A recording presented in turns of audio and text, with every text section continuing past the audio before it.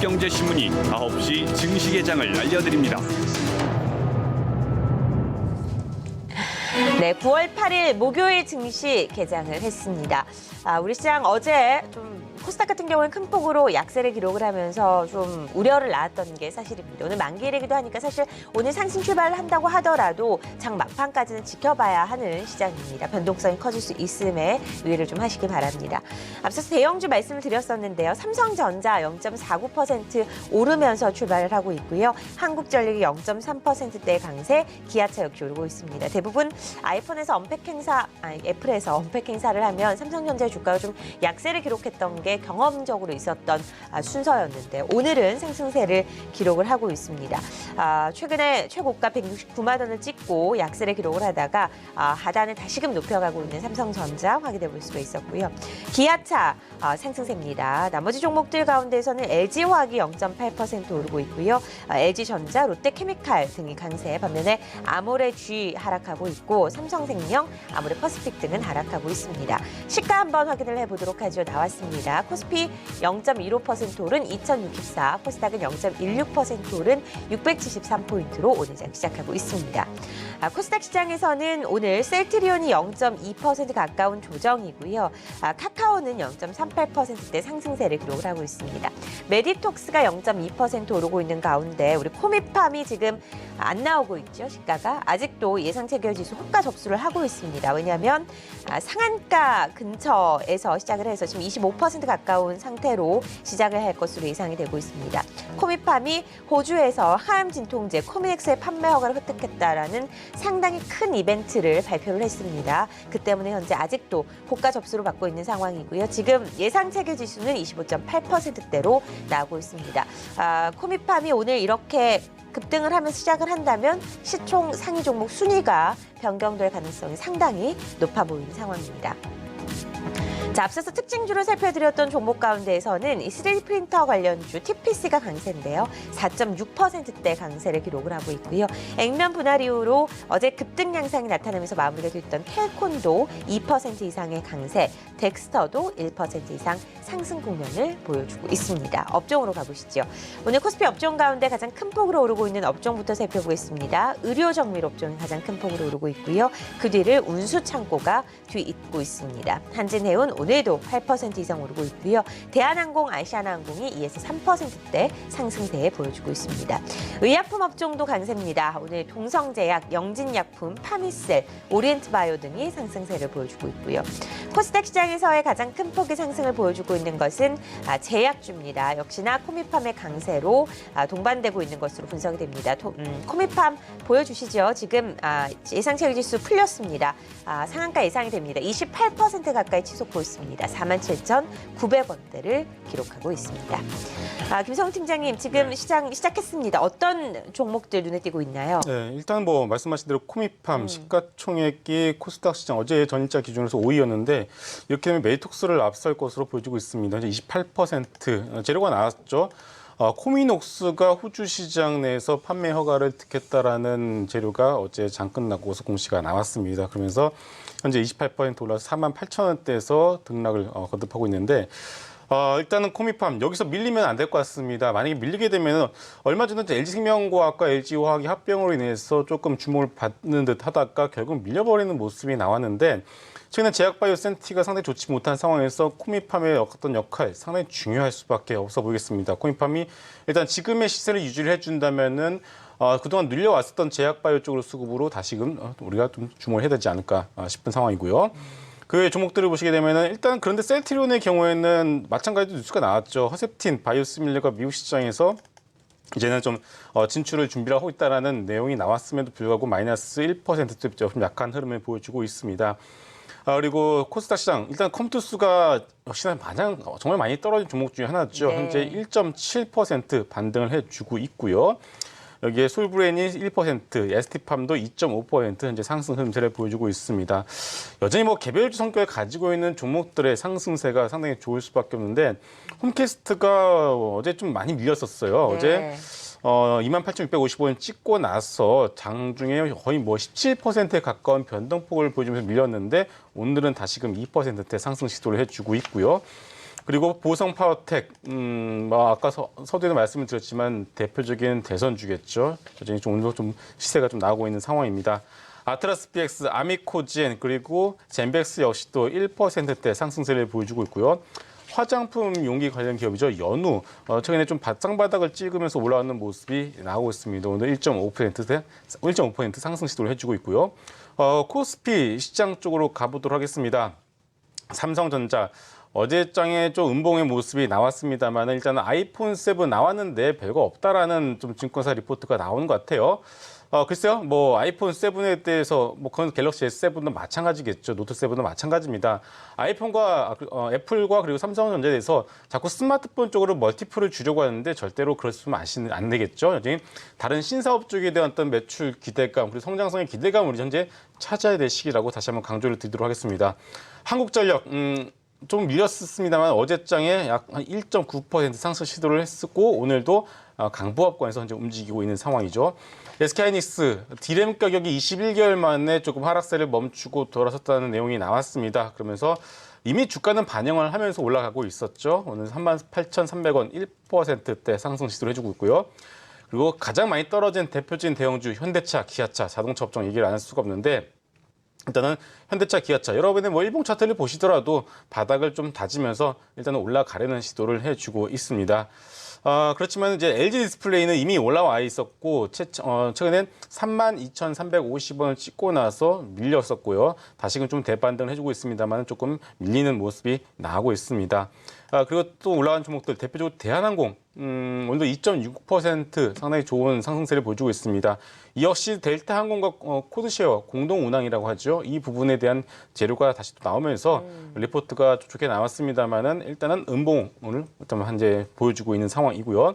삼성 엔지니어링, 두산, 현대글로비스, 현대산업 등도 현재 1%대 상승 시도를 해주고 있습니다.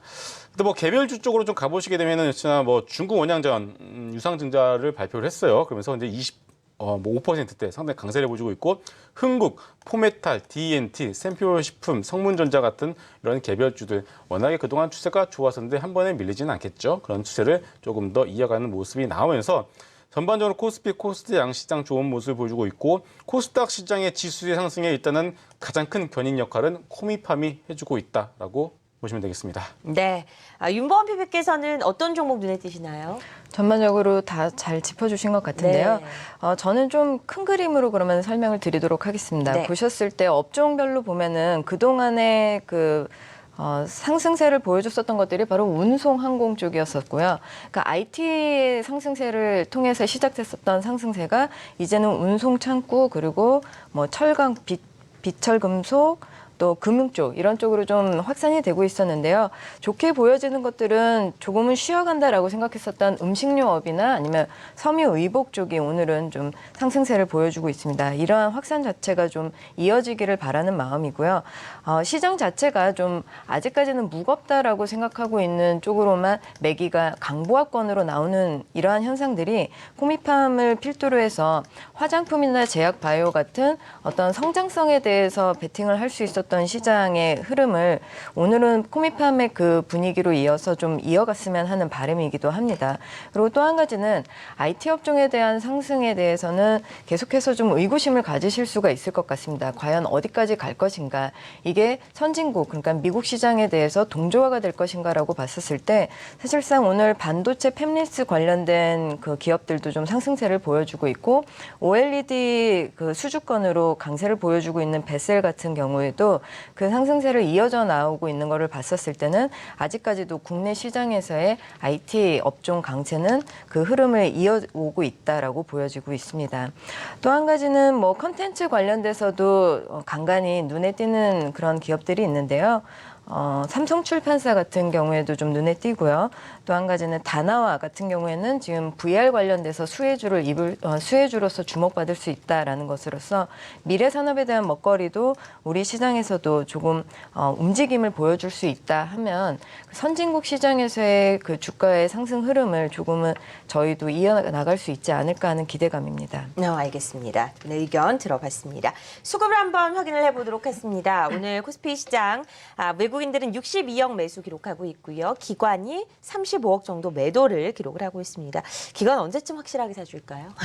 코스닥에서도 기관은 매도입니다. 21억 매도고요. 외국인들은 14억 가까이 매수로 전환을 하면서 코스닥을 이끌어 나가고 있는 상황입니다. 선물시장 살펴보도록 하겠습니다. 앞서서 외국인들은 선물시장에서 300억 넘는 매수를 기록을 하고 있습니다. 코스피 200, 코스피 선물 9월물 모두 상승세를 기록을 하고 있습니다. 주식창 조회수 순위 확인해 보도록 하죠. 오늘 조회수 순위입니다. 1위는 역시나 코미팜 차지하고 있고요. 2위는 한진해운, 3위는 흥하해운이 차지하고 있습니다. 급상승 조회수 순위 1위는 한진해운, 2위 현대상선, 3위는 보성파워텍 기록이 되고 있는데요. 테마주 중심의 순위가 결정이 된 것으로 분석이 되고 있습니다.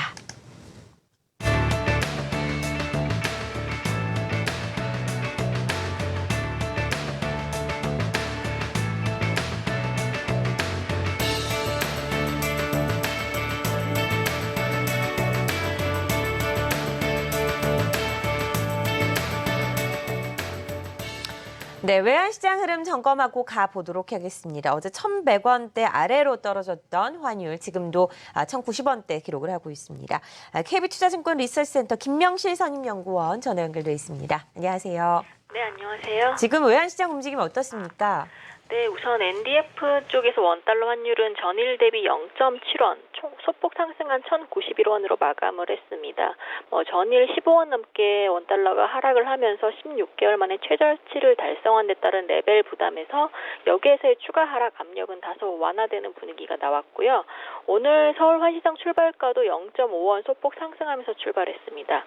최근 외환시장이 지난주에 발표된 미국 제조업 지표, 고용, 그리고 서비스 지표까지 최근 발표된 미국 경제 지표들이 예상보다 좀 부진한 것으로 나오면서 9월 FOMC에서 연준의 금리 인상 기대감이 낮아지자 외환시장에서도 달러화가 좀 같이 약해지는 모습이 나오고 있고요. 수급 측면에서도 금리 인상이 연기될 가능성이 커지고 이로 인해서 달러가 약화될 가능성이 제기가 되면서 내고 물량 계속적으로 유입이 되고 있습니다. 간밤에 발표된 미국 베이지북의 결과 역시 물가 부진에 대한 우려가 나오면서 좀 부진한 결과가 이어지기 때문에 일단은 달러 약세, 원화 강세 기조는 오늘도 유지가 될 것으로 보이고 있고요. 다만 추가 하락폭은 좀 크지는 않을 것으로 보입니다. 1,090원 선 이하에서는 외환당국 경계감도 좀 더 크게 작용할 것으로 보이고요. 내일 한국은행의 9월달 금통위원회 그리고 다음 주에 소비자 물가, 소매 판매, 산업 생산 등의 미국 주요 경제 지표가 발표될 예정이기 때문에 달러화에 대한 저가 매수세 유입 가능성도 배제할 수는 없습니다. 따라서 원달러 추가 하락 탄력보다는 하방에 대한 경직성이 좀 형성되면서 현재 레벨대에서 등락을 좀 이어나갈 것으로 예상을 하고 있습니다. 네, 채권 시장도 분위기 궁금합니다. 어떻게 진행되고 있습니까? 네, 채권 시장은 현재 국채 선물 가격 기준으로는 전일 대비 2틱 정도 하락을 하면서 약보합 출발을 한 상황입니다. 전날 미국의 장기 국채 가격이 최근 경제 지표 부진에 따라서 좀 조기 금리 인상이 약화가 되면서 오름세를 이어갔고요. 비록 샌프란시스코 연방준비은행 총재가 전일 연내 금리 인상 가능성을 시사하긴 했지만 시장 영향력은 좀 다소 제한적인 모습이었습니다.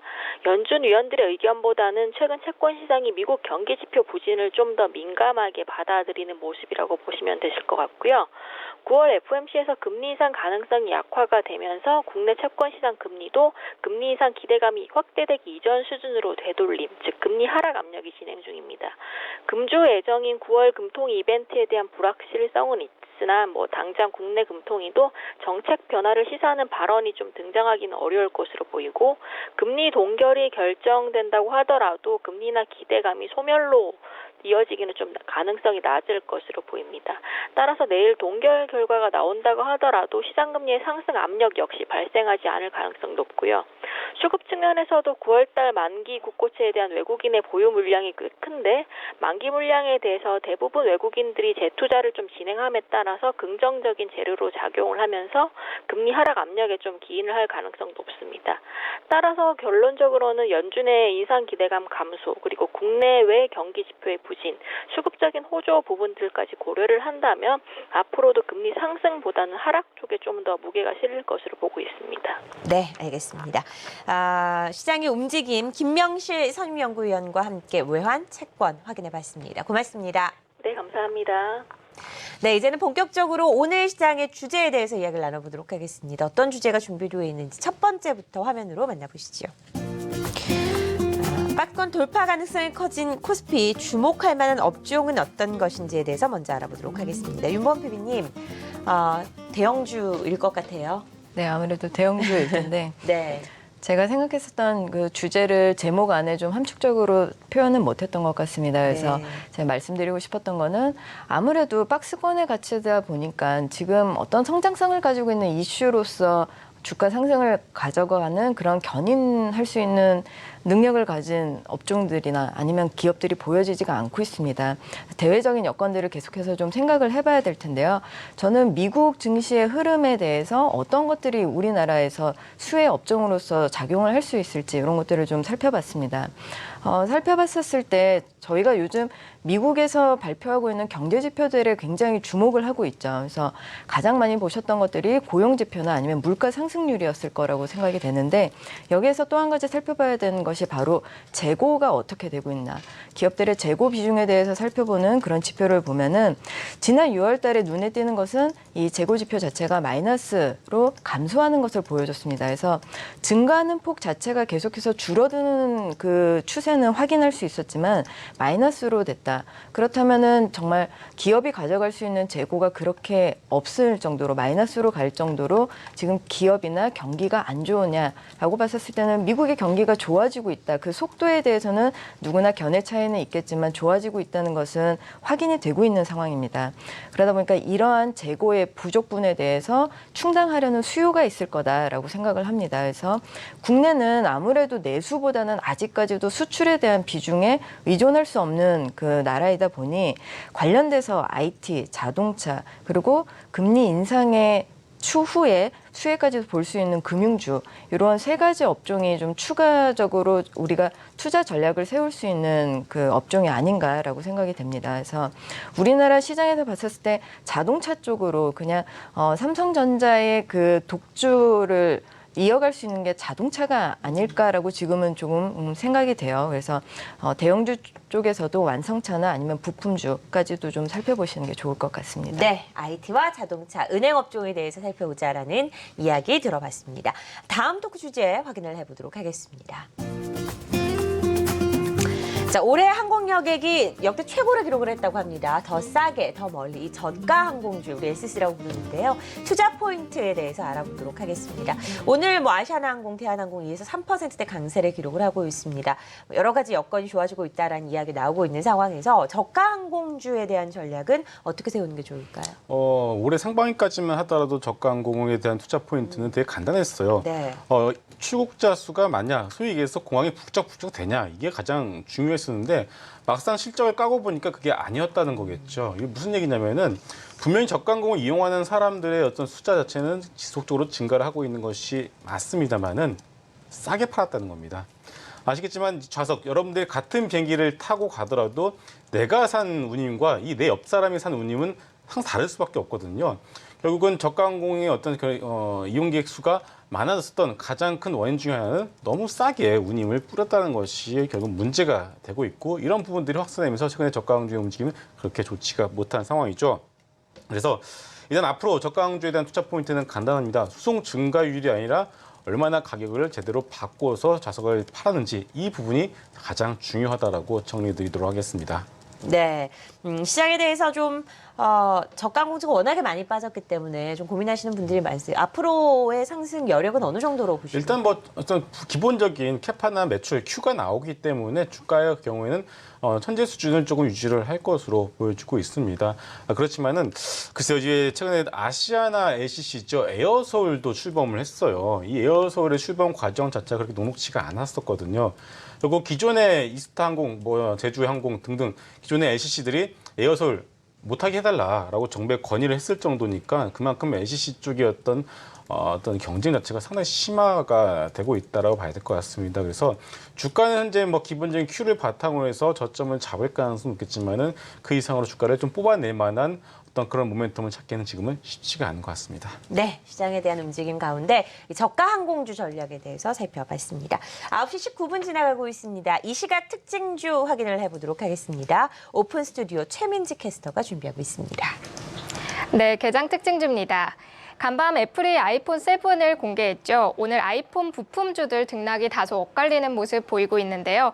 먼저 듀얼 카메라를 공급하고 있는 LG 이노텍 상승세로 출발을 하고 있습니다. 현재 82,600원 선 터치를 하고 있는데요. 한편 슈피겐코리아는 내리고 있습니다. 슈피겐코리아 주가 살펴보시면 1% 이상 하락세를 나타내고 있습니다. 또 LG전자도 새로운 스마트폰을 공개를 했죠. LG전자 역시 상승세로 출발하고 있습니다. LG전자 현재 1.14% 상승한 53,500원 선 터치를 하고 있습니다. 또 어제 하락세로 마감했던 한진해운도 다시 한번 반등을 시도하고 있는데요. 현재 5.8% 상승세를 나타내고 있습니다. 1,440원 선 터치를 하고 있는 모습이고요. 이 밖에 흥하해운 등 해운주 전반에 매수세가 유입이 되고 있습니다. 코미팜은 공시를 통해 호주에서 항암 진통제 코미녹스의 판매 허가를 취득했다고 공시했는데요. 현재 상한가를 기록하고 있습니다. 48,550원 선 지나고 있는 모습입니다.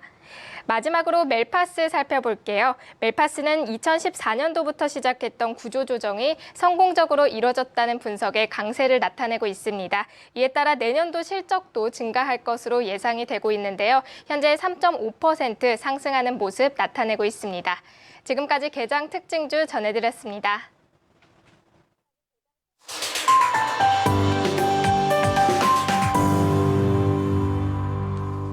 자, 이번에는 전문가들의 관심 종목 확인을 해보도록 하겠습니다. 윤범 PB님, 네. 앞서서 우리 저가 항공사 얘기했었는데요. 이번에는 대형 항공사 가지고 나오셨네요. 네, 맞습니다. 대한항공에 대해서 좀 소개를 해드리려고 하는데 네. 투자자분들께서 동사에 대해서 살펴보셨을 때 가장 지금 마음속에 좀 리스크다라고 생각하시는 부분이 한진해운 건일 거라고 생각합니다. 그래서 한진해운이 지금 채권단들이 강력하게 이에 대해서 좀 구제할 수 있는 방안에 대한 목소리를 높이고 있는데요. 한진해운 자체에 대해서 구조하던 것들이 대주주인 대한항공의 위험 요소로 지금 투자 심리가 왔다 갔다 하는 모습들입니다.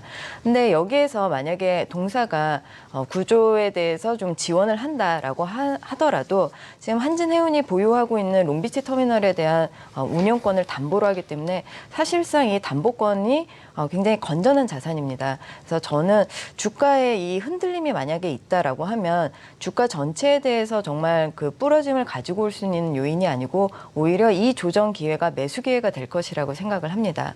저가 항공에 대해서 좀 설명을 앞서서 드렸었는데요. 여기에 대해서는 말씀드렸다시피 환경적으로 지금 바깥으로 나가는 여행객들이 많아진다라는 양적인 측면만 보시면 안 됩니다. 과연 운임료를 어떻게 책정을 했나라고 봤었을 때 아무리 대형사라고 하더라도 지금 대한항공 역시 운임료는 좀 감소하는 모습들을 보여줬습니다. 근데 그 감소폭이 어땠느냐?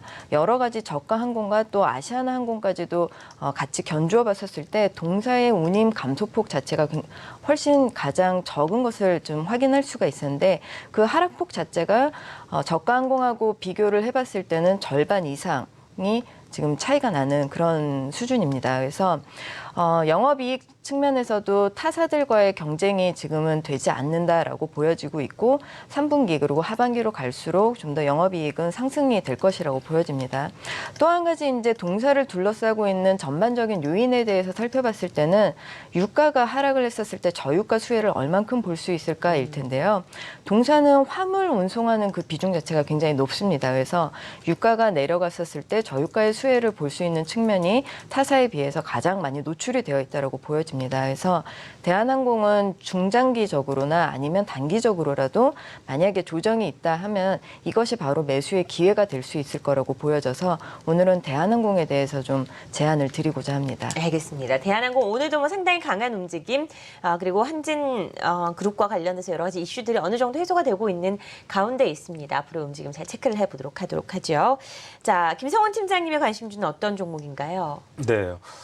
저는 블루콤을 가지고 왔습니다. 네. 조금 글쎄요. 이 부분에 대해서 이 종목에 대한 것뿐만이 아니라 앞으로 이 아이폰 7에 없어진 3.5mm 이어폰 단자를 대체해서 과연 어떤 시기에 그런 대체할 만한 것들이 얼마나 나오겠지가 상당히 중요할 수밖에 없는데 일단은 지금 블루콘 주가가 흘러내리고 있습니다. 가장 큰 이유는 3.5mm 단자를 없애는 건 맞습니다만은 그 대체제로서 에어팟이라는 그런 무선 이어폰을 출시를 했거든요. 자, 이 부분에 대해서 일단 주가는 이제 마이너스 쪽으로 작용을 하고 있습니다만 우리가 좀 냉정하게 생각을 해봐야 될 것 같습니다.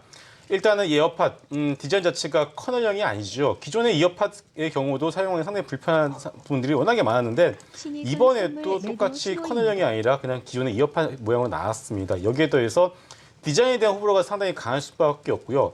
가격이 우리나라 돈으로 21만 9천 원입니다.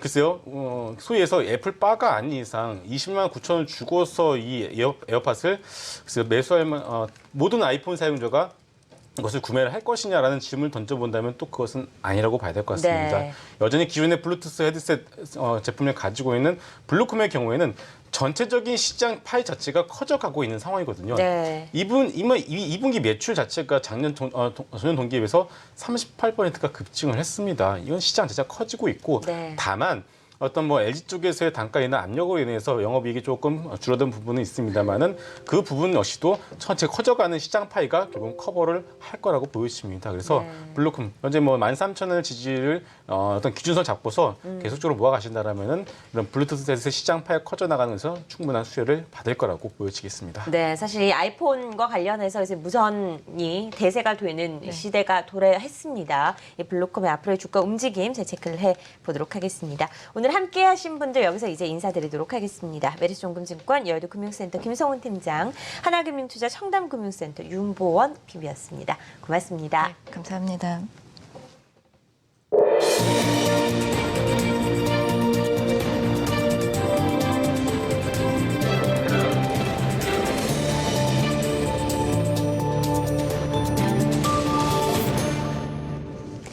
네, 미국 연준이 FOMC에서 금리 인상에 나설 가능성이 줄어들었습니다. 외국인의 선물 투자도 영향을 받을 것으로 예상이 되는 상황에서 전략 어떻게 세워야 하는지 NH투자증권 최찬규 연구위원 전화 연결되어 있습니다. 안녕하세요.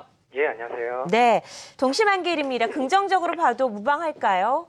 예, 그렇습니다. 결론적으로 말씀드리면 이번 동시만기는 외국인들이 갖고 있던 선물 9월물 매수를 선물 12월물 매수, 즉 새롭게 최근 월물이 되는 선물 12월물로 넘기는 매수 롤오버를 공격적으로 진행하고 있습니다. 이런 상황들은 과거의 시장이 대세 상승으로 가는 국면에서 좀 흔히 나타났던 현상인데요. 아무래도 방금 말씀하신 것처럼 미국의 기준금리 두 차례 인상 가능성이 좀 낮아진 데다가 글로벌 자금들이 이머징 마켓으로 몰리고 있기 때문에 나타난 현상으로 보고 있습니다. 다만 한 가지 걸리는 점은 그 금융투자의 현물 거래입니다. 금융투자 같은 경우에는 자기 자본을 이용해서 변형적인 차익 거래를 수행하는 투자자입니다. 이들 금융투자의 현물 매매를 보신다면은 최근에 사이클을 그리고 있다라는 느낌을 받으실 텐데요.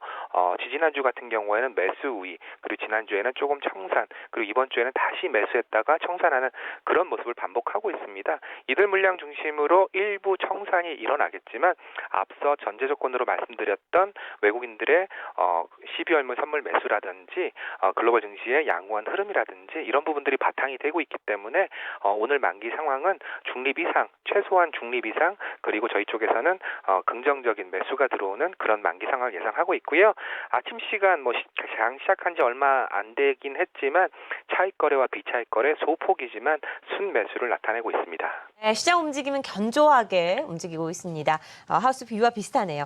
NH투자증권은 9월 동시 만기를 핵심 포인트로 금융투자의 변형 차익 거래라는 부분을 꼽았습니다. 어떤 건지 좀 설명 부탁드리겠습니다. 예, 차익 거래라는 것은 코스피 100 선물과 코스피 200 바스켓 간의 괴리를 노리고 그 괴리를 취하는 형태의 매매입니다. 예를 들어서 코스피 100 선물을 매수하고 코스피 100 현물 바스켓을 매도하는 경우를 매도 차익 거래라고 부르고요. 반대의 거래를 매수 차익 거래라고 부릅니다. 이러한 차익 거래는 가장 큰 걸림돌이 있습니다. 첫 번째 걸림돌은 뭐니 해도 주식 매매에서 발생하는 증권 거래세가 걸림돌이 될 수 있고요.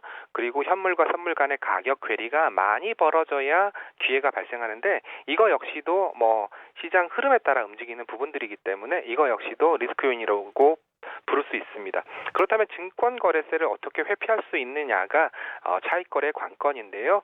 뭐 시청자분들도 잘 아시겠지만 2017년 4월부터는 우정사업본부가 이런 차익거래를 할 경우에는 증권거래세가 면제되도록 예정되어 있습니다. 그렇기 때문에 내년부터는 우정사업본부가 차익거래 시장에 뛰어들 거고요.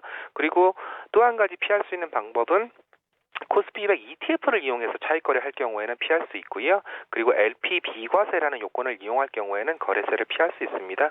그래서 최근에 금융투자는 LP 비과세와 ETF를 이용한 변형 차익거래를 진행을 하고 있다라고 볼 수 있습니다. 그렇지만 기회가 많이 발생하지 않았기 때문에 규모는 저희 쪽에서 추산하기로는 뭐 1,000억에서 2,000억 원 정도 그 정도로 예상을 하고 있고요.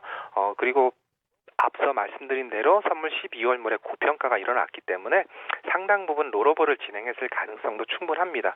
그렇기 때문에 오늘 금융투자의 변형 차익 거래는 대략 500억 원에서 1,000억 원 정도 일부 물량을 중심으로 청산에 나설 것으로 예상을 하고 있고요. 500억에서 1,000억 원 수준이기 때문에 시장에 미치는 영향은 미미할 것으로 예상하고 있습니다. 네, 큰 영향을 주진 않을 것으로 예상을 하고 있습니다. 오늘 만기일 투자 전략 어떻게 세우는 게 좋을까요? 예, 방금 말씀하신 대로 전반적인 흐름 자체는 긍정적이다라고 말씀드릴 수 있습니다. 그렇지만 시장에서 느끼는 지수 저항대는 상당히 강한 편입니다.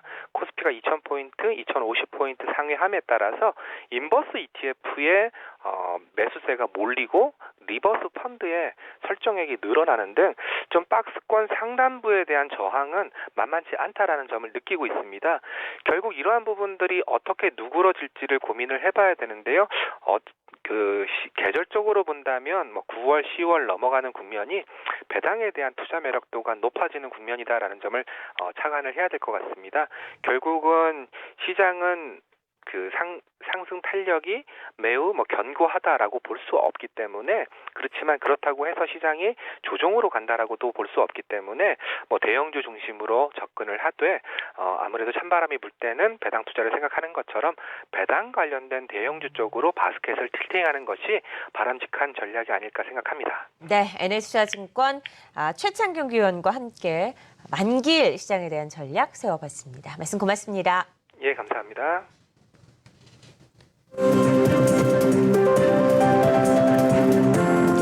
미국이 한국산 세탁기에 부과했던 반덤핑 관세가 세계무역기구 협정 위반이라는 결과가 나왔습니다. 애플이 신형 전략 스마트폰 아이폰 7과 아이폰 7 플러스를 미국 현지 시간 7일 공개했습니다. 애플은 아이폰 7을 16일부터 시장에 출시할 계획입니다. 그동안 하락세를 보였던 반도체 D램 가격이 21개월 만에 상승세로 돌아섰습니다. 삼성전자와 SK하이닉스 등 메모리 반도체 생산업체의 하반기 실적에 호재로 작용할 전망입니다. 기아자동차가 멕시코에 중국, 유럽, 미국에 이은 4번째 해외 공장을 완공했습니다.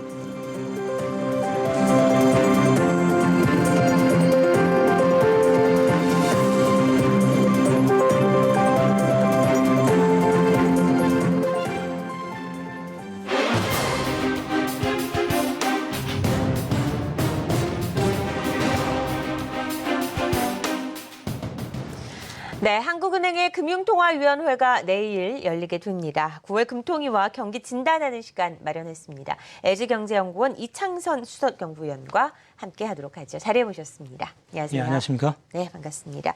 소비자 물가 상승률이 넉 달 연속 0%대를 유지를 하고 있습니다. 이대로라면 이주열 총재가 10월에 또 이 저물가 상황에 대해서 국민 설명회를 열어야 되는 게 아닌가 하는 생각이 드는데 저물가 상황이 이렇게 지속되는 배경은 어디에 있다고 보시나요? 예, 8월 달 소비자 물가 상승률이 플러스 0.4%로 대단히 낮았습니다. 16개월 만에 최저 수준이었는데 소비자 물가 상승률이 낮아진 가장 주된 요인은 역시 전기요금 인하가 되겠습니다. 8월 달에 폭염 때문에 각 가정에서는 아마 전기 사용량이 급증을 했고 그 때문에 전기료로 나가는 그런 금액이 굉장히 커졌을 텐데 물가지수에 산정될 때는 단위 사용량 전기료가 반영이 되게 됩니다. 그래서 8월 달에 전기요금이 12.9% 전년 동월 대비로 떨어진 것으로 나타나고 있습니다. 그래서 이런 전기요금을 제외하면 소비자 물가 상승률이 8월에 플러스 0.8%로 나오게 됩니다. 전기요금 인하 요인을 제거하더라도 여전히 물가가 상승세가 낮다라고 볼 수가 있는데 결국은 저유가와 경기 부진이 저물가의 원인이 된다라고 볼 수가 있겠습니다.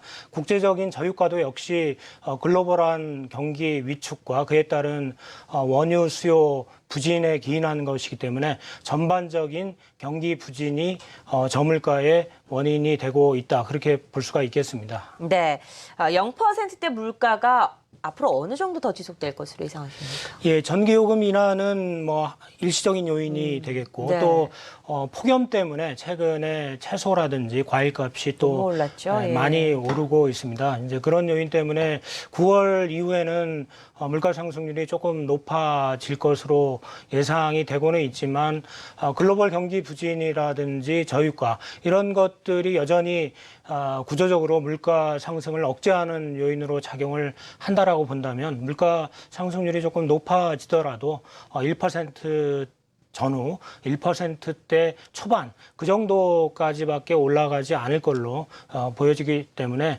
한국은행의 중장기 목표치인 2%에는 여전히 미달하는 그런 상황이 앞으로도 지속될 가능성이 높다라고 보여집니다.